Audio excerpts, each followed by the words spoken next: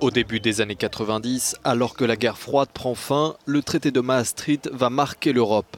Il institue une Union européenne entre les 12 États membres de la Communauté économique européenne.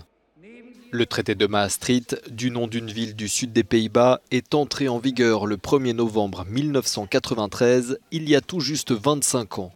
Il est considéré comme le deuxième acte fondamental de la construction européenne après le traité de Rome de 1957.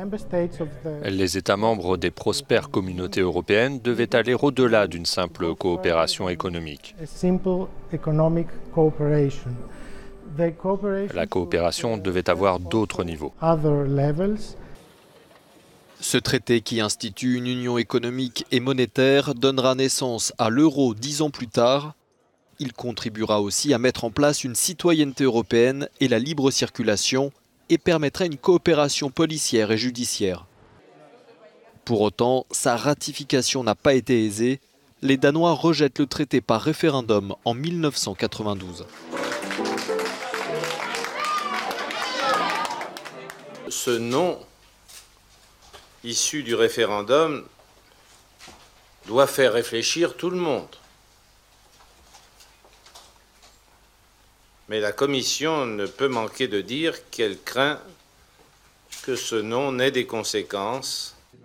Les Français approuvent d'extrême justesse le traité en septembre 1992. Pour la première fois, les responsables européens réalisent que l'enthousiasme qui avait présidé aux négociations avant le référendum de Maastricht n'était pas nécessairement partagé par les sociétés ou les opinions publiques. Certains opposants au traité de Maastricht s'inquiètent d'une perte de leur identité nationale. D'autres dénoncent la mise en place d'un modèle économique qu'ils accusent d'être trop libéral et de piétiner les droits sociaux et du travail. Les critères de Maastricht mis en place par ce traité sont aussi pointés du doigt. Ils réduisent la marge de manœuvre des États en matière budgétaire. De nombreux liens historiques existent entre les débats qui ont lieu sur le traité de Maastricht et les débats actuels. La plupart des questions sont fondamentalement les mêmes. Le traité de Maastricht a été un véritable tournant pour l'intégration européenne et un jalon pour l'histoire européenne. Mais c'est aussi le moment où l'euroscepticisme est apparu.